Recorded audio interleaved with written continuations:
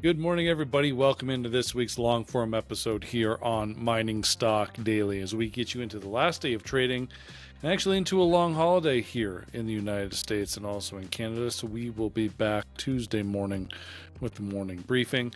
We've got a great episode here. It's actually been a year in the making. I'm excited to welcome in Matthew Zolnowski. He is the president of Greyfriars LLC, but before starting Greyfriars, he worked for the United States Department of Defense as a portfolio manager for the Defense Production Act investments.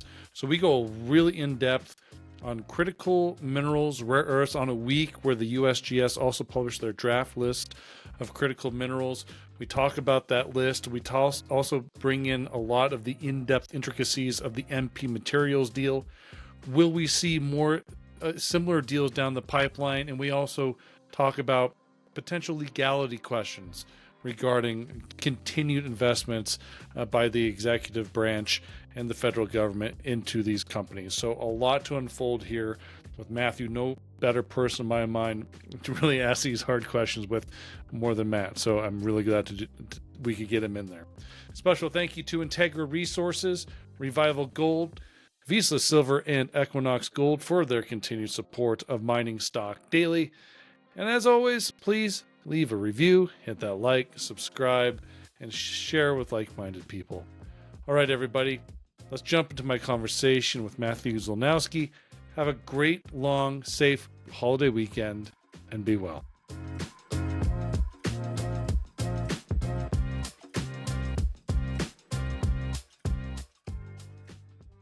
Really excited for this discussion because honestly, it's been in the works for maybe over a year. I'm really excited about the conversation that I'm about to have with Matthew Zolnowski of Greyfriars LLC. Matthew, thank you so much for taking the time. I don't even know where to start. What a time to be having this conversation this week of all weeks as we get the draft critical minerals list from the USGS just about 24 hours ago.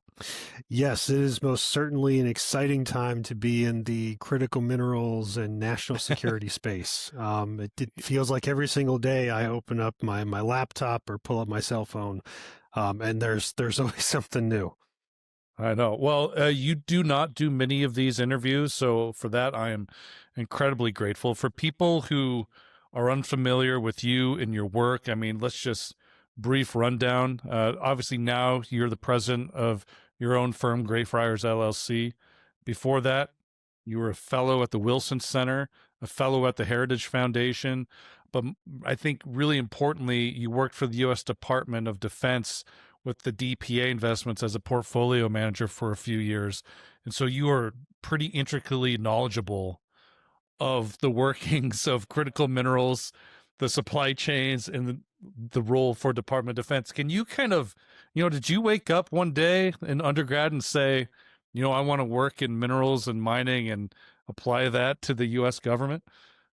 No. So like most people, I think, who get into the critical minerals world, I fell into it completely by accident. Truth be told, I was sitting in graduate school when the first rare earth crisis kicked off in 2008-9. And I remember reading New York Times articles and a few other pieces, and I said, if I had these things called rare earths, that's what I would do if I wanted something. And it was just something I kind of filed away in the back of my head and didn't really think much of it.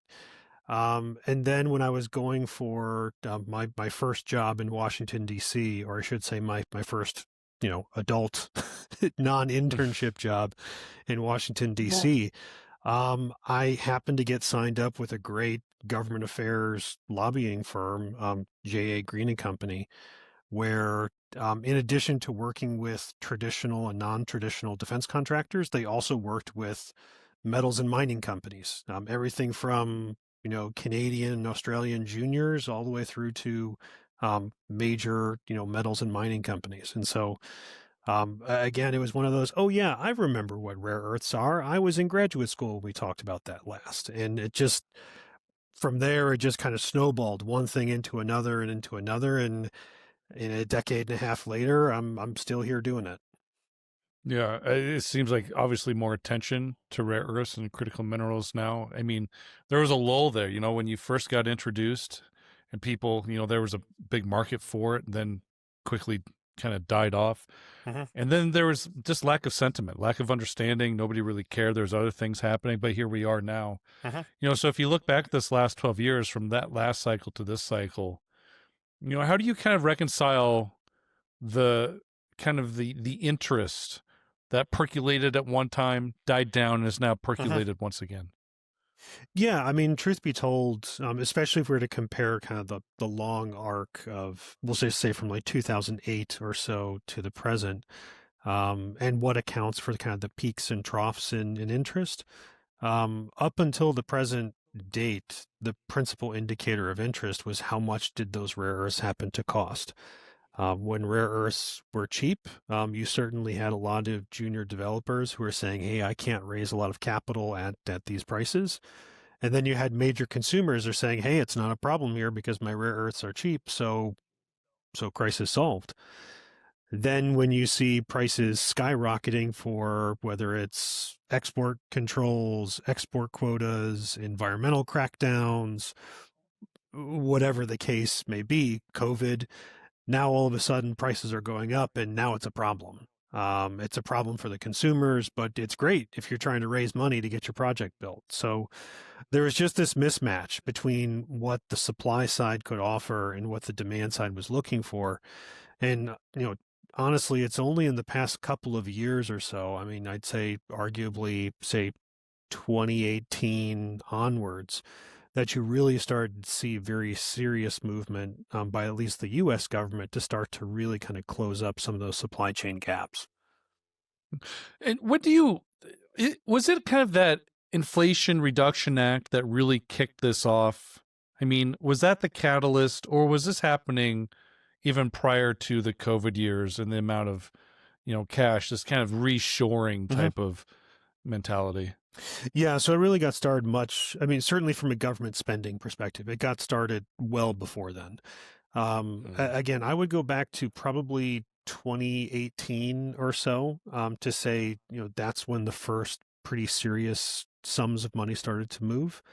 That's when, in the first Trump administration, he had signed out a series of presidential determinations on light and heavy rare earth separation, rare earth metal and alloy making, and then SAMCO, samarium cobalt, and neodymium iron boron, or NEO permanent magnets, as in those were eligible for investment under the Defense Production Act.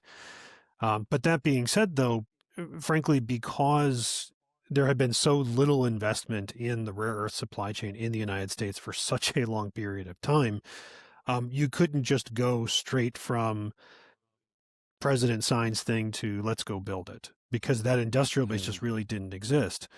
And so not just in 2018, but even, a couple of years before then, you would see a number of very, very small, almost venture-like investments by the Department of Defense and the Department of Energy and some others to try and stand up and get some of these smaller companies going.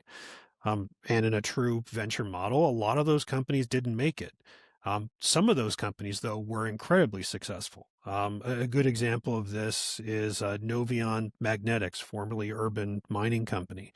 That's a group that worked side by side with the Department of Defense for many, many years, ultimately receiving a Defense Production Act Title III award.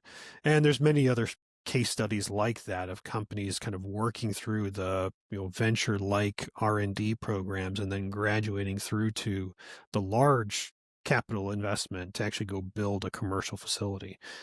So it's been a long time coming, but again, this is like turning an oil tanker, not a race car. So we're Yeah. definitely making good progress, but we're not there yet. So in 2018, if this kind of caught wind with the first Trump administration, you might be able to make the argument that these critical minerals, rare earth productions, has been an ongoing theme within both Trump administrations and the Biden administration, right? And, so it makes me wonder, in just kind of open question Mm. about, I guess why is it of that kind of bringing U.S. manufacturing back Mhm. within our own borders, the reshoring of our supply chains, or is it more than that? Is it more of a defense of a military aspect in supply chains in that regard? Mhm. So I do want to go back and highlight one thing, and that is Hmm. certainly when it comes to very large expenditures of funds, it really kind of started in the 2018 timeframe and then accelerated after that. But that being said, though, as I'm sure you've seen from any of a dozen presentations, there are many, many government agencies involved in anything touching critical minerals. USGS, the Forest Service, Bureau of Land Management, and so on and so on and so on. Um, as you would imagine, because the US government is a large, perfectly efficient organization, there was great communication amongst all of those parties to talk about critical minerals. And so, one of the things that the Obama administration does not get credit for, but frankly, they should, is that they actually created a White House driven organization to force all of those agencies to come together and actually talk about what they were doing in critical minerals. And frankly, all of the subsequent actions that you see happening in Trump 1, in Biden with the Inflation Reduction Act, and now in Trump 2, none of that could have happened if you didn't build that foundation of even just getting the different arms of the government to talk to one another. So again, that's kind of the positive thing, is that critical minerals as an issue has been passed as a baton from one administration to another, multiple times now. All of them talk about it a little bit differently. Certainly in the Obama years, it was very clean energy focused. Trump 1, very heavy national defense focused. Biden was a bit of both. You certainly had things like the IRA and the infrastructure law that were very heavy on clean energy, zero emission, Right. all of those themes. But at the same time, they were also the first ones to pull out the Defense Production Act for minerals other than rare earth elements. Thinking about the Perpetua project, for instance, that came in during the Biden administration. So The very gold antimony, stibnite, this gold antimony correct. project in Yeah. So Idaho. squarely in the national defense lane. Now, obviously, with Trump 2, certainly a dramatic kind of coming back from the clean energy nexus, but national defense and national security is very much at the forefront. So, again, I say again, it's the baton is being passed and the issues being worked. It's just each of them addresses it in a slightly different way. It's interesting. I have to ask you about the MP Materials deal. Okay.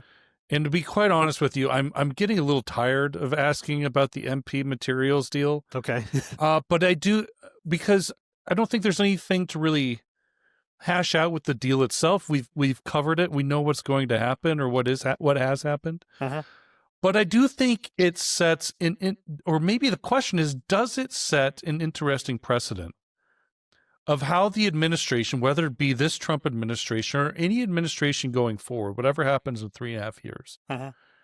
does it set a precedent for more activity of the same outside of these heavy rare earth magnet type Uh-huh. rare earths, the neodymium, praseodymium type stuff?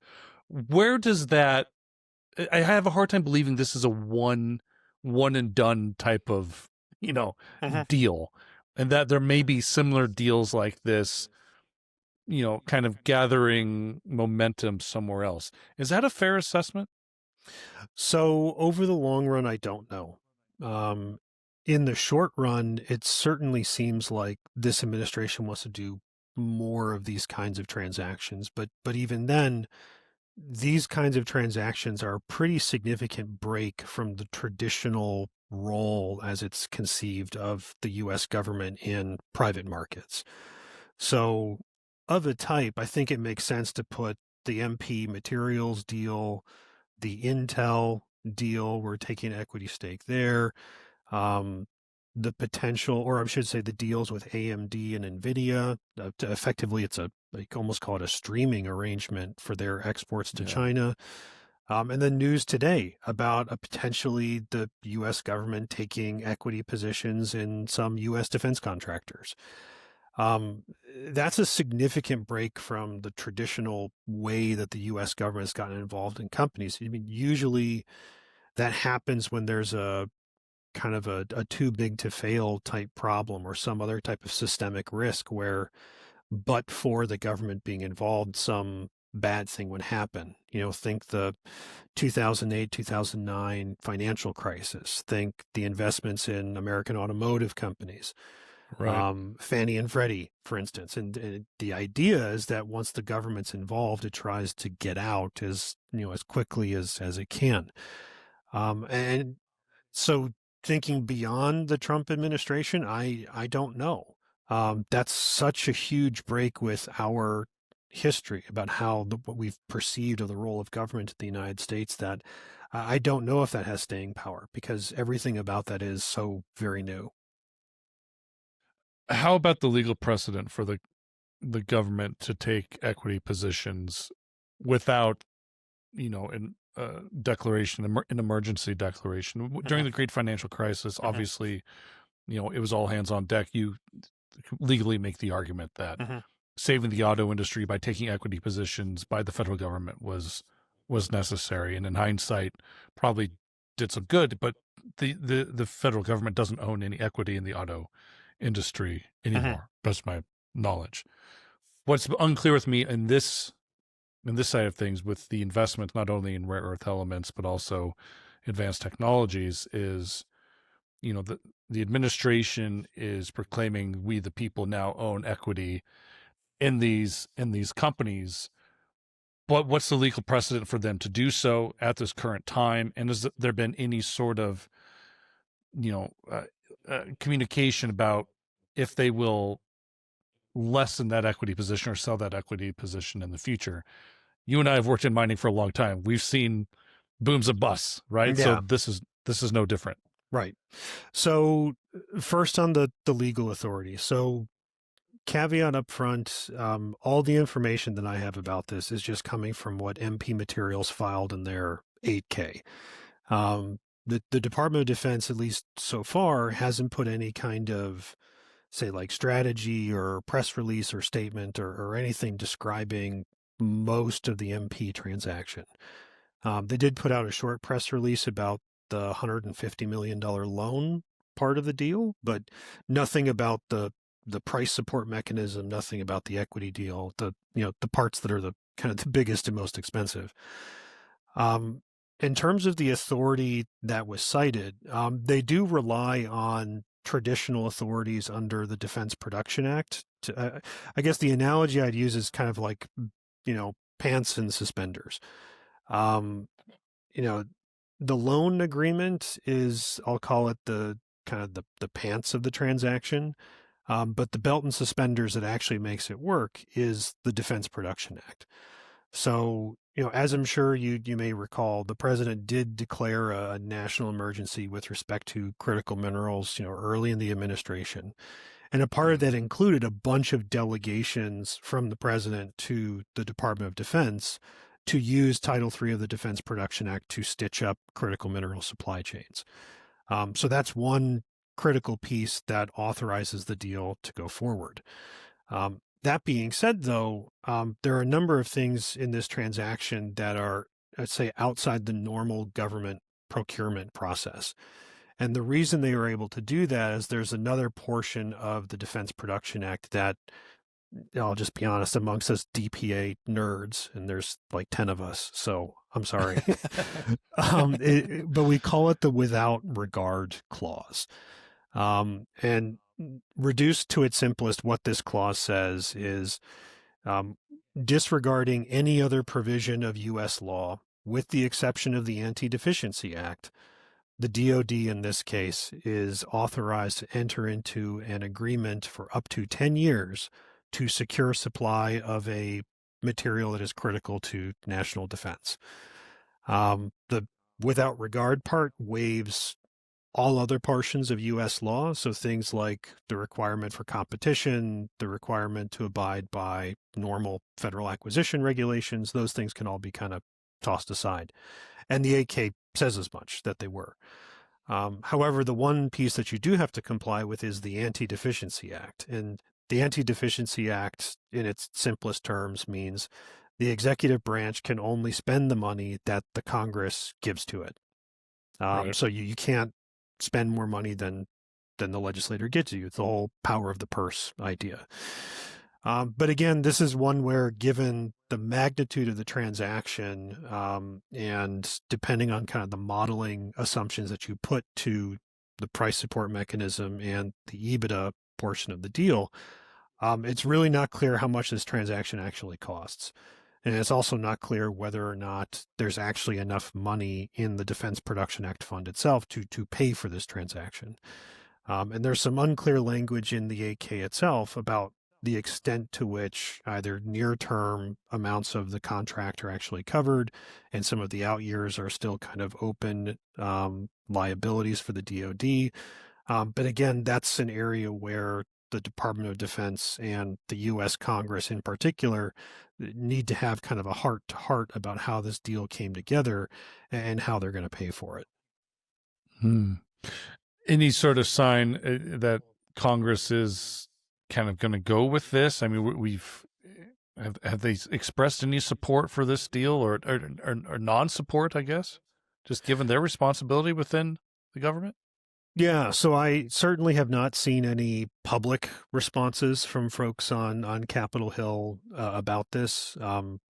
Certainly, there are folks that have come to me privately, or frankly, many other consultants and participants in the industry about this item. But I think the Hill is still trying to kind of feel its way through just what is this transaction, and what are all the parameters of it. I don't think they have a firm grasp yet of what it is, and not just what is the MP deal for MP, but also knowing that there's all these other transactions out there like Intel and Nvidia, and it's not just a one-off. There's multiple different transactions that they now will need to take a look at and scrutinize.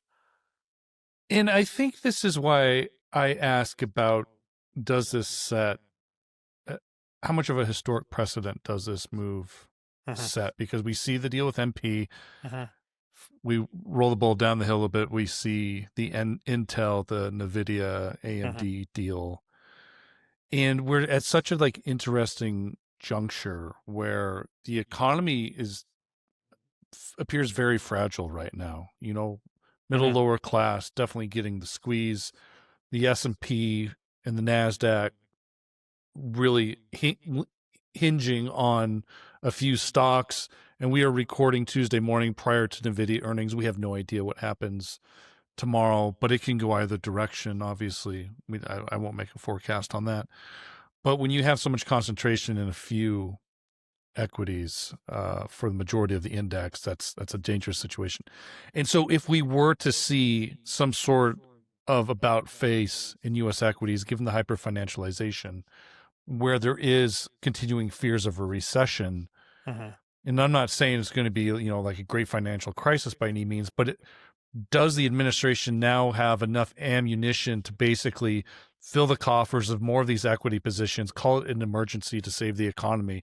But now Congress literally has a backlog of these deals just put on their desk, and not enough time to go through them and really give it the due diligence it deserves.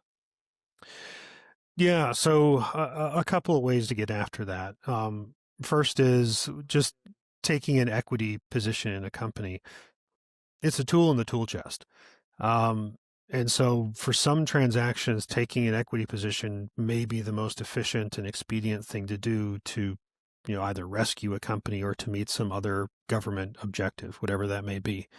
In other circumstances, debt financing may be more appropriate, or a loan guarantee, or just a straight up purchase. The government is going to buy your widgets, whatever the case may be.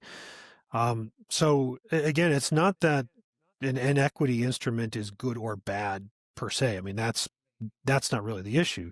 The issue is whether or not these combination of instruments were the right combination for this transaction, and was it kind of within the confines of what is authorized under the law. So it's not about equity per se. Now, on a go forward basis, I mean, Again, it's certainly clear that this administration wants to keep doing more deals like this.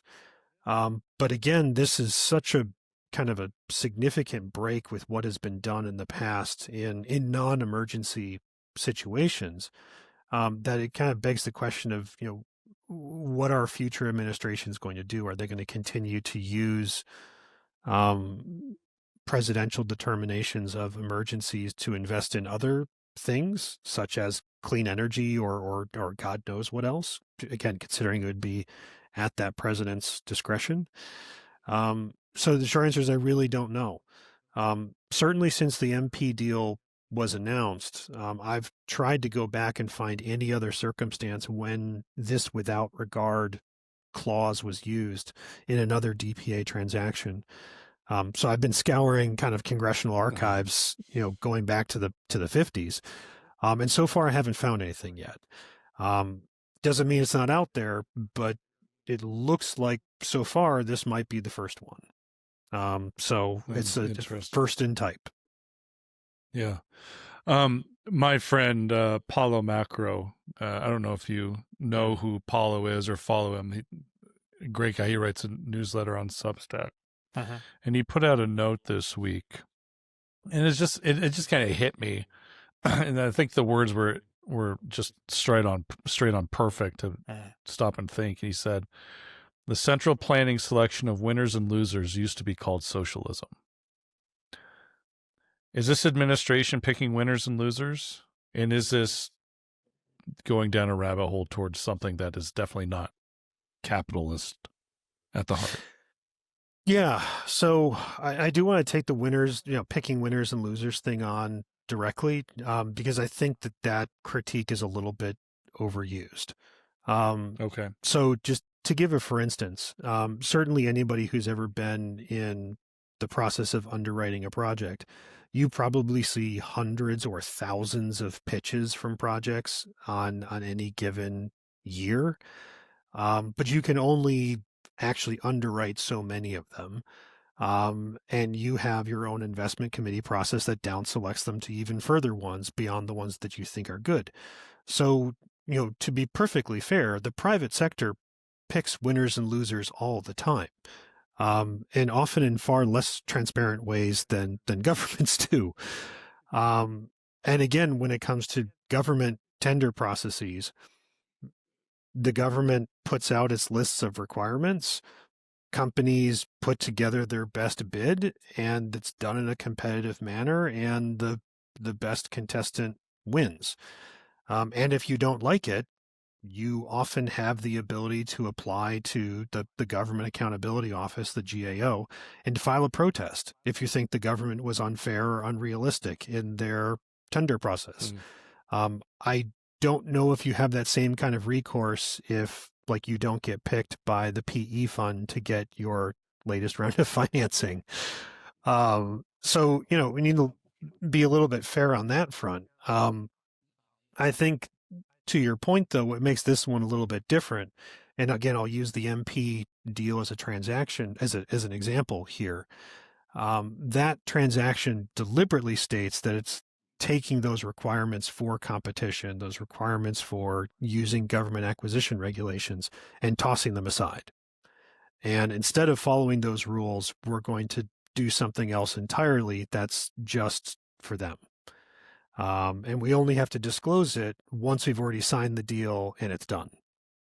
And I think that's the little bit of to me, that's more of a picking in winners and losers lane versus the other things that we've talked about. Yeah, very interesting. With the overarching question is kind of the why, and I can understand the reshoring, reindustrialization of the United States, trying to bring things back here, as whether it be advanced manufacturing or just critical supply chains that we can produce in-house and keep in-house. I get that. The other side of it is what you're very familiar with, and that would be the defense side, the weaponization of critical minerals. We've seen it between the back and forth, the quote unquote Cold War currently going on with China the U.S. is 100% reliant for 12 of the 50 minerals identified in the USGS critical minerals list. China produces or refines about 40 to 90% of the world's supply of rare earths. And even the ones that we produce here in the U.S., most of that gets exported anyways. So this weaponization, like, how concerned should people be on using these minerals, these rocks, these elements on the periodic table as weapons in this Cold War? So it's a really good question, because what it really comes down to is what are you trying to protect? If the only thing you care about is I need to have enough critical minerals to meet military requirements, in the grand scheme of things, that's really not that expensive. Because if you want just kind of a general rule of thumb, whatever percent of your GDP you spend on defense, in most commodities, that's roughly the amount of material as a percentage of the market you would expect to be going into your defense sector. And so as you're looking across, especially very large markets like copper, for instance, it's just not a lot of material. Now, obviously, if you get involved in a conflict, it's a very, very different story. But the point is that if you're just trying to ring fence what you need for military needs, with relatively few exceptions, it's not a lot of material. If, on the other hand, you say, I not only want to do defense, but I also want to have enough material or some percentage of my domestic market for automotive, for clean energy, for the nuclear fuel cycle, for go down the AI and data centers, you go down the list of key product categories, those are much, much larger markets. And so by extension, the amount you're going to have to spend to support those markets is going to go up. And then a third level to think about is not only do I want to support defense, not only do I want to support certain critical technology areas or critical manufacturing sectors, but I also want to produce so much that I can export this product to the rest of the world. That's a whole other level of financial commitment that's over and above any of those other three. And so to me, that's really the key question about how much should you be worried. Again, I'll just use rare earths as a for instance here. The DoD alone has invested about $500 million into the rare earth sector, and that's even before the MP Materials transaction. So the Defense Department is more or less on a glide path to having most of its rare earth sourcing needs pretty much buttoned up. Now, if you're a very large auto company, that's a different story. Those guys have a little bit further to go. And in fairness, they also need much, much more than the Department of Defense needs on a recurring basis. So it really all boils down to what are you trying to protect? And again, to come back to the MP deal very quickly, there are portions of that deal that are really, really good and absolutely necessary. Again, a critical piece of that deal is in the transaction documents, they call it the samarium line, but really it's their heavy rare earth separation line. That capability doesn't really exist in the United States. There's a couple of folks who are at pilot scale or I'll call it, pilot/proto commercial scale. So having that line and having it up and running or being capable of accepting feeds from other mineral sources that have seg concentrates, samarium, europium, gadolinium concentrates, that's really useful and absolutely needed. So again, I think it all comes back to what are you trying to fix? And, are you willing to pay for that? Because it can get pretty expensive real fast. Yeah. In preparation for this discussion, Matt, I was trying to find some statistics here that I could kind of throw up and get your feedback on. And sure, I found one from 2023, and you were part of the DoD, working with the DoD at the time. Oh, that would have been shortly after my time. Just a little shortly bit after your time. Okay, yeah, so okay. I was out of house by then. Okay, not too far removed.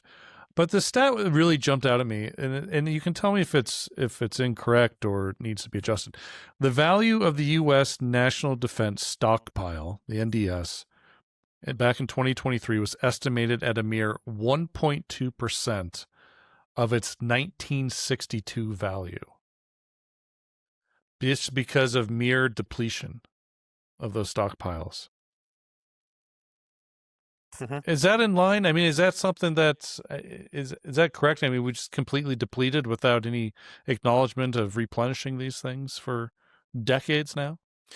Yeah. So a little bit of context for your viewers. So I actually used to work at, or I used to work with the stockpile program before I went to my position with the Defense Production Act Group. So what I would say is, yes, that statistic is likely accurate. But as you'd imagine, lies, damn lies, and statistics. So there's a whole lot of context that's not there. First and foremost, the entire sizing construct for the National Defense Stockpile is the execution of a military contingency operation. So as you'd imagine in 1972, we're talking about having a major fight with the Soviet Union. And even during the Cold War itself, the planning construct for a fight with the Soviet Union went through multiple different changes. In the very, very early Cold War years, effectively, they said, we'll just copy paste World War II. So a 5-year fight, 5 years to fix everything. After the Korean War, you'll be shocked to find out they said, hey, maybe we shouldn't do 5 by 5. Instead, we'll do 3 by 3. And then in the late 1970s, it's kind of the end of the Carter years, the beginning of the Reagan years, they changed it to a 1 by 3. And so, again, there's a whole lot of planning assumptions that go into that. In some cases, it was just, we assume we're going to fight a war that looks like the one we just fought. Or in other cases, it goes through a much more, I'll just be honest, strenuous series of arguments about what an actual conflict would look like. There's a long running debate, especially during the Cold War, about whether a fight with the Soviet Union would be over really, really quick because we're just going to shoot nukes at each other. And so, there's going to be nobody left. And so we don't need a stockpile because we're all going to be dead. Or alternatively, the folks who say, hey, listen, there are ways to fight or other potential conflicts that we may encounter that don't involve a massive nuclear exchange. And so we will need to have an industrial base that's capable of surging and then pulling upon resources that we otherwise wouldn't be able to get. And that debate goes back and forth for years. And again, going back to 2013, or even before 2013, from 1992 until, we'll say, 2007, 2008, the United States is the global superpower. We are Goliath, we are 10 feet tall, and nobody can touch us. And so from a military planning perspective, you don't need to have large stockpiles because your conventional force is so good that you can go anywhere and do anything and just wall up anybody who tries to oppose you. So you really don't need huge stockpiles of critical materials because the war is going to be over and you're going to win before you would ever need to pull on it. Now, as especially, Russia's armed forces and China's armed forces have not only gotten larger, but they've also substantially modernized, that calculus is now starting to shift a little bit. And so to me, yes, that statistic as that snapshot in time absolutely makes sense. But I think that's also why you're seeing significant increases in spending by the DoD to stockpile critical materials because the threat environment has fundamentally changed. So, I mean, certainly for folks like myself and others, we would have loved to have seen the DoD get into the stockpiling game earlier. To borrow a line from a movie, Noah built the ark before the rain, not during the storm. But that being said, they're getting around to it now. So, now is better than never. Yeah. Yeah. Well, again, fortuitous timing with this conversation because just yesterday, again, recording this on Tuesday, on Monday, the USGS did publish their updated draft list of critical minerals, 54 minerals in total. I believe that's a little bit more than half of the total solid elements on the periodic table. So that's pretty interesting. Couple there's a couple noticeable moves here on this list, Matt. I'd love to get your thoughts on. More importantly, the approach of this list was different than what they did back in a number of years ago. Additions to this list: potash, silicon, obviously used a lot in advanced chip manufacturing. Copper makes the list. It's kind of surprised copper wasn't on there before, to be honest with you. Silver makes the list. Rhenium and lead makes the list. Arsenic and tellurium were removed. Not quite sure why tellurium was. Zirconium was retained, although there's concerns about something with zirconium. In fact, I don't even know how to take a deep dive into zirconium, to be quite honest with you. So we'll just table that.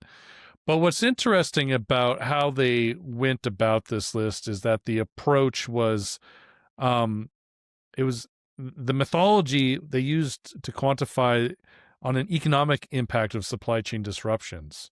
So they used a different approach to this. Anything that jumped out to you either from the list itself or the process and how this draft list was kind of brought up that caught your attention? Yeah, I mean, I know people don't really score what I'll call process points when it comes to government institutions. But this is a really good example of the process working. So the USGS, the U.S. Geological Survey, has been completely separate from the critical minerals list process. USGS, their mineral economists, and many others on their staff have been working through how to refine and improve this whole critical minerals assessment process. And they're doing it on a constant basis. They have some really, really smart people over there. Unsurprisingly, they draw from all over the federal government to make this work. Commerce, DOD, internal resources out in academia as well. So no, I mean, to me, it's not really that surprising because as I look at the work they're doing here, it's very similar to analyses that have been done or ongoing in other parts of the federal government. And so to me, it makes complete sense. Now, in terms of kind of, the hokey pokey of who's in and who's out, as with all models, it depends on what data is going into it and what kind of assumptions you make. But at the same time, again, it's one question about who's on the list. That's kind of one assessment process unto itself. The next question is, okay, so what are you going to do about it? And that's where you say, okay, how does this inform the Department of Defense's investment goals, if at all? Do they instead rely on the stockpile requirements process? Because that's very much tied to military needs as opposed to just broader civilian needs. How does this inform what the Department of Energy does? Knowing that the Department of Energy is looking to go spend about $1 billion plus on various critical materials supply chains. How does this impact what just the USGS and Interior does from the point of view of prioritizing permitting approvals, for example, or for the work that they do under the Earth MRI initiative? Does it impact the State Department and the U.S. Exim Bank and the Development Finance Corporation as they look to prioritize what kinds of projects they look to bring into their pipelines? And so to me, obviously hats off. I know those guys do a tremendous work to produce the list. But unsurprisingly, the immediate next question is like, okay, you've, good job. You did your homework. So what's next? So if you were running the show, if you were back in the office, what would you say would be what's next, Matt?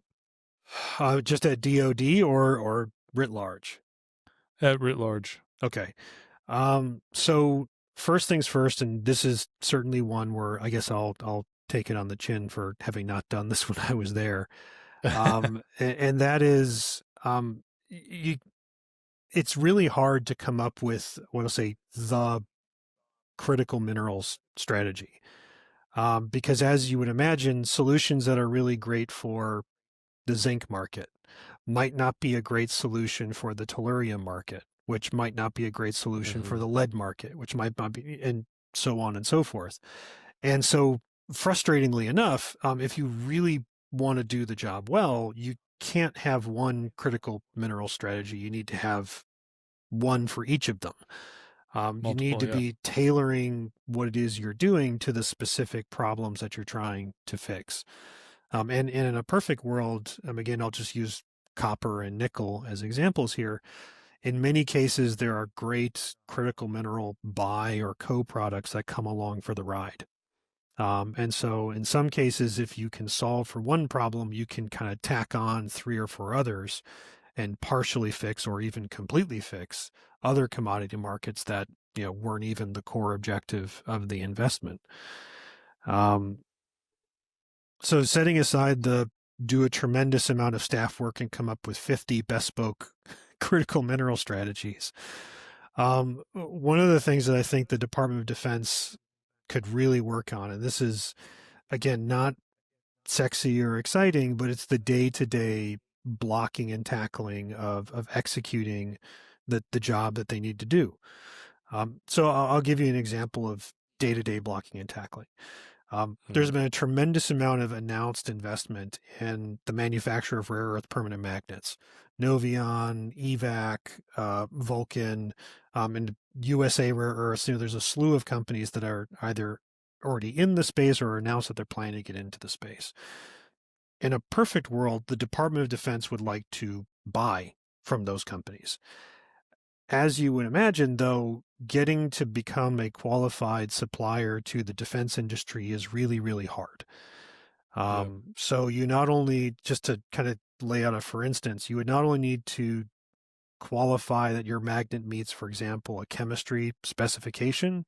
We'd also need to demonstrate that once you put that magnet into a particular, say, motor, that motor continues to function the way it's supposed to with the new magnet. Then when you put that motor into a subassembly, does that subassembly still function the way that it's supposed to with somebody else's material? And then ultimately into the final system itself. And as you'd imagine, doing each tier of that qualification just adds cost that rolls up. And at least the way the Defense Department is set up today, you don't have the ability to do those tests as like a one-off. It's like, I did this test for this magnet chemistry or for this motor, and so therefore it applies for everyone. That's not the case. Yeah. They make every single program office do the exact same testing over and over and over again, which is why the department hates changing suppliers because it's just too expensive. And so that's an example of something that it's not going to be big and flashy. It's not going to be a look, I just invested however many $1 million in a company. But if you actually want to get those widgets into the hands of defense systems, you have to streamline your internal procedures for getting new materials into your supply chains. Another thing also, to be honest, means the DoD might have to kind of break some China that they really don't want to. Pun not intended. Mm. And again, I'll just give another example here, and that's I'll just use rare earth permanent magnets as a for instance. So in pretty much every purchasing requirement that exists for the Department of Defense, at least as it pertains to material sourcing, electronic parts are accepted from any of these either Buy America rules or things like that. So what does that mean in practical terms? So let's pretend I was making a rare earth magnet and it was going into some random pump on a nuclear submarine. Because it's going into a widget that's a physical pump, that is a part, that's a mechanical part or a hydraulic part or Hmm. whatever the case may be, that magnet has to be sourced from an American or US allied source. But if I take a rare earth permanent magnet and I put it into a hard drive and then I put that hard drive on the submarine. Because the hard drive is an electronic part, that magnet can come from anywhere. Hmm. And so it's stuff like that where it's like, okay, knowing that electronic supply chains in particular have grown on kind of a global level and just pursuit of the most cutting edge and the lowest cost, kind of putting that genie back in the bottle is not going to be easy, and it's not going to be cheap. But you send at the same time, you have to say, okay, but is the department comfortable with accepting the fact that we may have fixed all of these other, I'll say, kind of soft targets, but we will have completely missed out on these other ones where, for example, you also find your germaniums and your galliums and your other rare metals that can also cause a lot of problems in your supply chains. But because you classified it as an electronic part, it never even popped up as a thing that your contractors needed to go fix. Well, and I'm glad you mentioned gallium because I kind of wanted to piggyback on that metal specifically as well, and also have it lynched in with the tariff kind of regime we are now a part of, and the hindrance on global supply chains for the things we need. Obviously, there's ongoing trade disputes, new tariffs making things more expensive for importers and exporters. So kind of keep that in the back of your head as I kind of continue through this thought a little bit on the back of gallium. But I don't know if this quote came from you or somebody else, but I saw a 30% supply disruption of gallium could lead to a $602 billion decline in U.S. economic output. And so if we talk about gallium, obviously that's also been on export controls from China's weaponization of rare earths. So they are not exporting gallium. The U.S. supply chains, if they can't produce it in-house, need to diversify for gallium and maybe look to other places that can produce it as a byproduct, typically bauxite or zinc projects. But we all know how trade negotiations, I don't know if you can say they're going swimmingly or not, but they are kind of a hindrance of this whole thing. And so if we talk about one specific metals that could have such an impact on the U.S. economy, are we doing ourselves any favors by, on the front of the cover, really, having hard discussions about supply chains with countries who have for decades been perceived as our trading partners? Yeah, so I'll take it in a couple of parts. So that 300 billion was not me. I'm not sure where that comes from, but in any event, I wouldn't be surprised if that's again, you can make a model spit out pretty much any number you want. Models are basically funhouse mirrors of reality. That's not good or bad. It's just, you can, if you play with the right inputs and the right assumptions, you can make any number get spat out on the other end. What I guess I would offer that is one pretty significant countervailing factor is that certainly as you would have scarcity of a particular critical material, for whether it's due to export controls or literally any other reason, there will be a price response. And as those prices go up, projects that were no longer economic or folks who could have recovered it but didn't, those materials will say, hey, now it's worthwhile. If this material is truly unavailable and this isn't just a short-term blip, yeah, I will get in the gallium market. And that's where your bauxite and your zinc players can kind of come to the fore.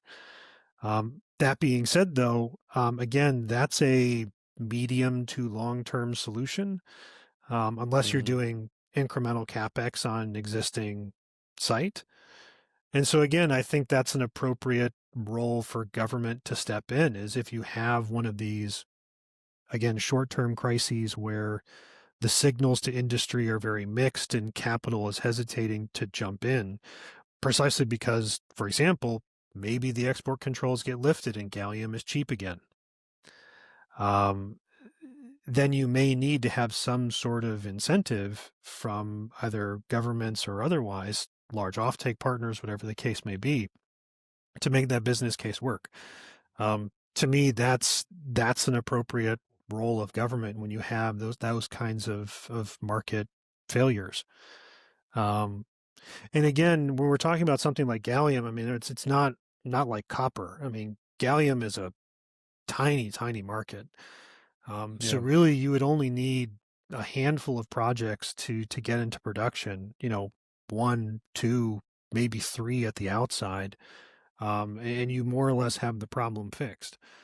And again, these are not billion-dollar problems. These are, tens to maybe $100 million problem, which in the grand scheme of almost trillion-dollar defense budgets, that's basically nothing.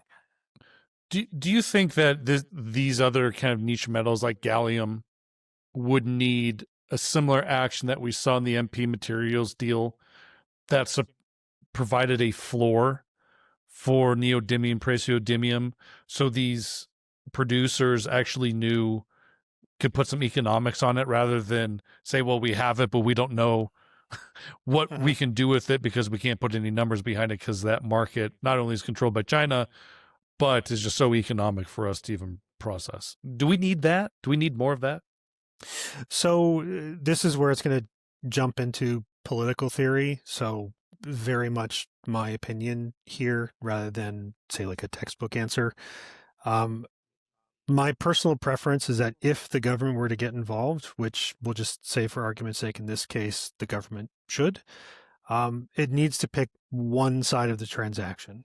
Either you jump in on the capital side and make the capex really cheap, or again, if you're talking about a grant, then your capex is effectively free, and then allow the project to basically run on its own because now you've basically allayed the capital risk, and so now, if the business case makes sense, it should be able to operate.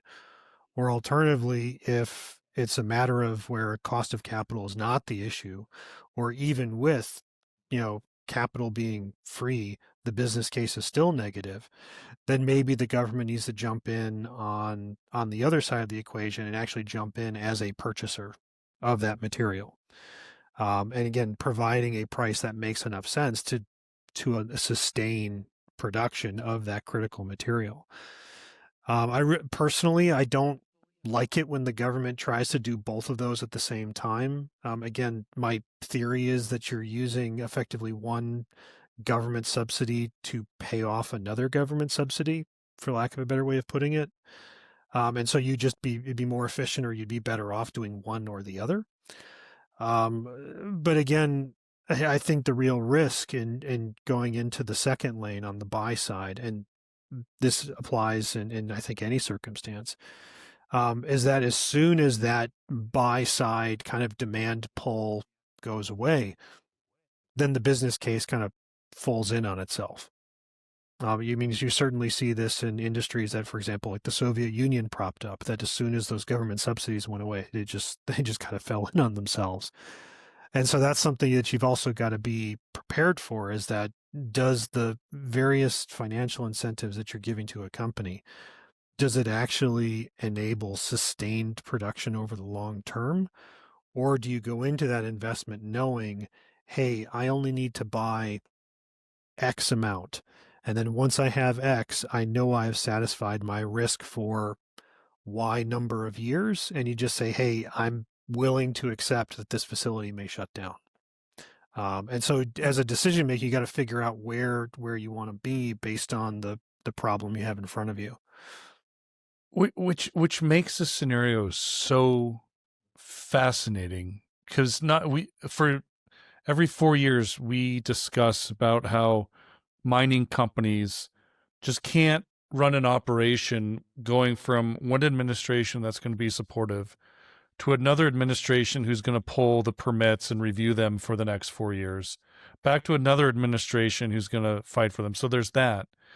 But with these positions and investments, and whether it be payments for equity that we see in MP Materials and the like we just discussed, now that risk, there's a congressional risk, and that's every 2 years.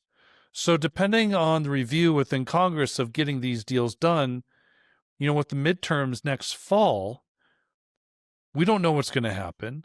But if for some reason the other party creates more traction, maybe takes a majority in Congress, how much risk are those positions going to be in the likes of MP Materials? How much of a risk is now on the portfolio, the investor who has a position in MP Materials and the like, who is seeing what we currently saw as, win to the sales for the equity? I mean, how long does that last? Yeah. So again, I wouldn't get too wound around the axle on congressional risk so much. Sure. Okay. At least as it pertains to what I call the normal process, for example, of Defense Production Act contracting efforts. And the reason why I say that is that the DoD visits with the Congress.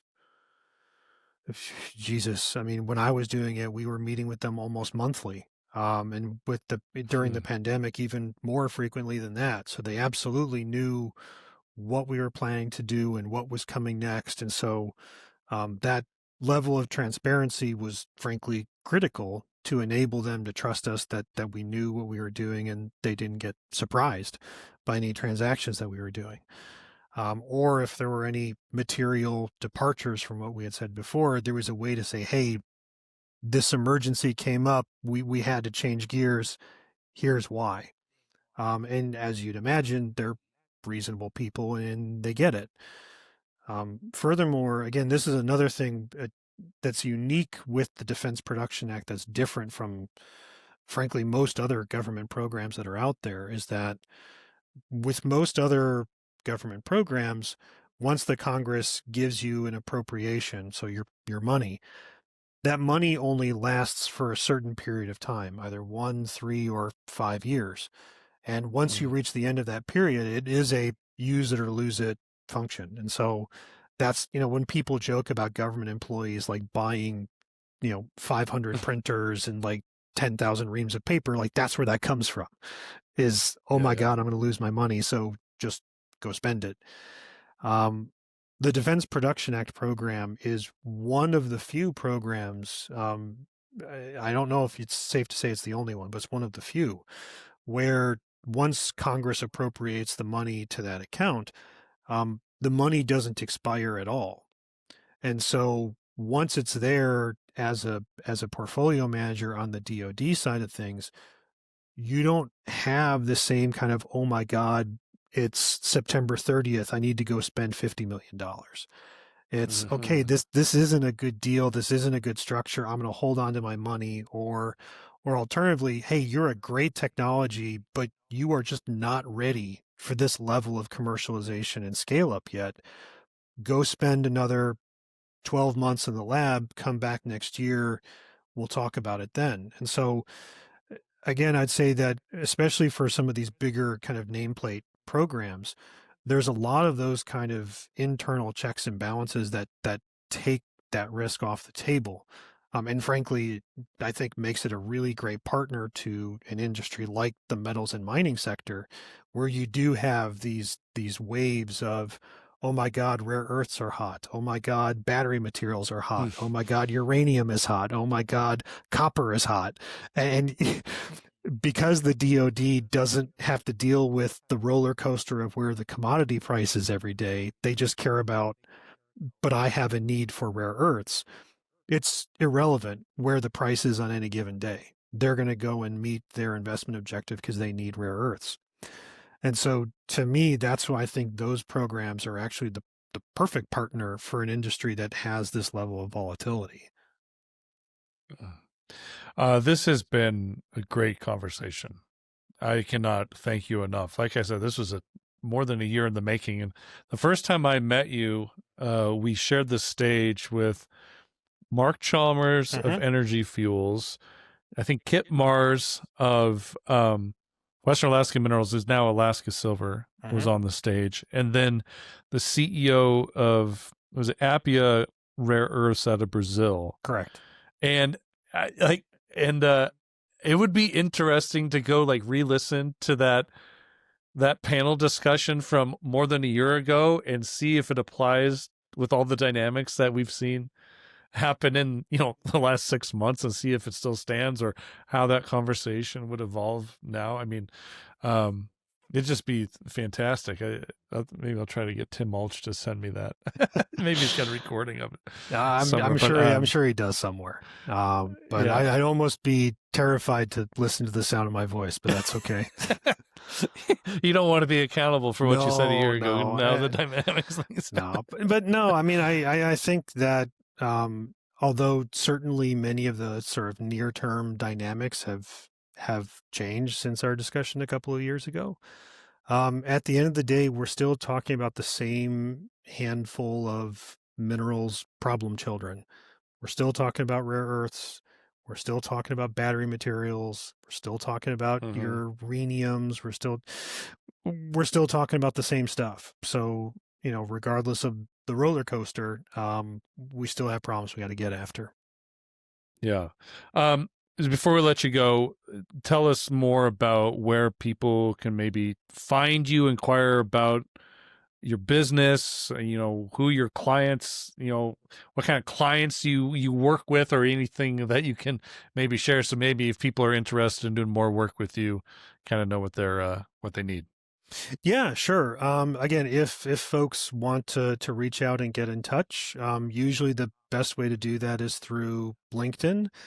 That being said, I'm on the show circuit like everybody else. So I always make the rounds at PDAC every year, hitting the various rare earth shows. This year it's in KL. And for our friends in a different hemisphere, I'm going to be making my first trek out to IMARC this year. Certainly any folks out there, feel free to shoot me a note. I'd love to catch up with you at the show. All right, Matthew. Thank you again so much for your time, and I'll touch base with you down the road. Pleasure. Thanks, Trevor.